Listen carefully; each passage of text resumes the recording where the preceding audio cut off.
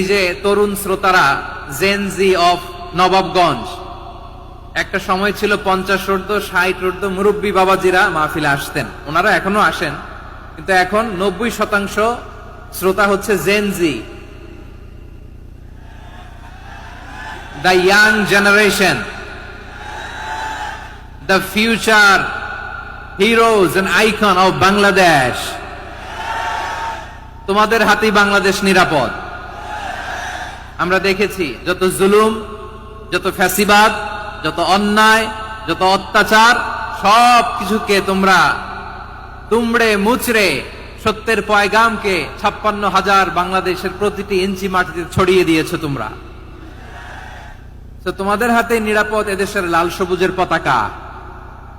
এজন্য তোমাদের কাঁধে অনেক দায়িত্ব, আবেগ আর বিবেকের সমন্বয় আমাদেরকে সামনে আগাতে হবে।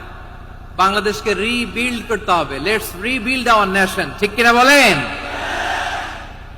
এজন্য পরিশ্রমী হইতে হবে, ক্যারিয়ার গঠন করতে হবে, দেশের জন্য কাজ করতে হবে। পরিশ্রমে লজ্জা নেই, লজ্জা অলস